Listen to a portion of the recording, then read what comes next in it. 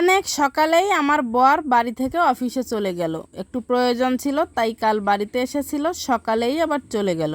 চলে যাওয়ার পর এই যে আমি বিছানাপত্র সব গোছগাছ করে নিচ্ছি। আর পর এসেছি একটু রূপচর্চা করতে। আপনারাও কিন্তু করতে পারেন। একটা কফি এবং একটু মধু দিয়ে মাঝে মধ্যে যদি এভাবে মুখে 15 মিনিট লাগিয়ে রাখেন, তাহলে কিন্তু ত্বকের উজ্জ্বলতাও বাড়ে এবং ত্বকটা অনেক ভালোও থাকে।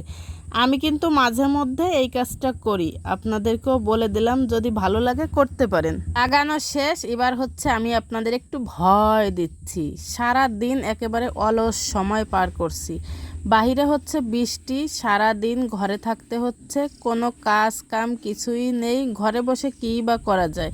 আর যেহেতু রান্না বান্না তো মাই করে। আর এই যে আমার সকালের খাবার ছিল একটা রুটি, নারকেল আর আম। আমার মতো কে কে রুটি নারকেল দিয়ে খেতে পছন্দ করেন? আমি কিন্তু অনেক পছন্দ করি। আর আমার পুত্র আমার খাবার দেখে সে একটু নারকেল খেয়ে নিল, কারণ সেও কিন্তু নারকেল অনেক বেশি পছন্দ করে। আর ওই যে বললাম, অলস সময় পার করছি, ঘরে থাকছি, খাচ্ছি দাচ্ছি, ছেলেকে একটু পড়াচ্ছি, আর হাতের মাথায় যদি কোনো কাজ বাঁধে করছি, না হলে না।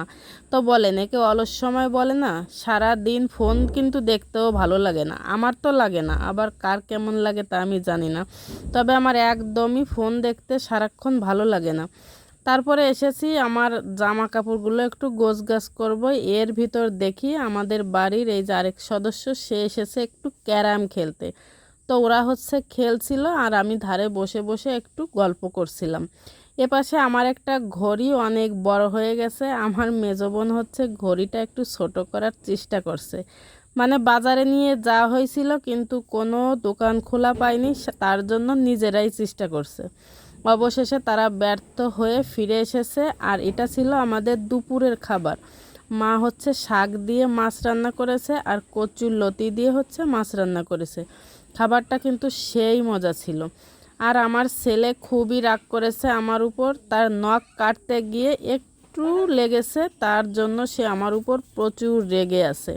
খুব ব্যথা করছে, হাঁটতে পারছে না, মানে সে কত রকম কথা যে বলছে।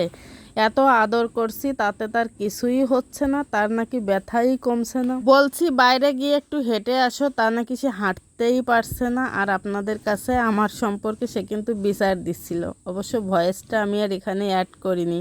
তো এই ছিল আমার সারা দিনের ব্লগ। সারাদিন এভাবেই কাটছে। আপনাদের কিভাবে কাটছে অবশ্যই কমেন্ট করে জানাবেন। তবে এভাবে আর বেশি দিন কাটবে না, খুব তাড়াতাড়ি ছুটি শেষ হয়ে যাবে, শুরু হয়ে যাবে ব্যস্ততম দিন। তো সবাইকে ধন্যবাদ, টাটা, বাই বাই।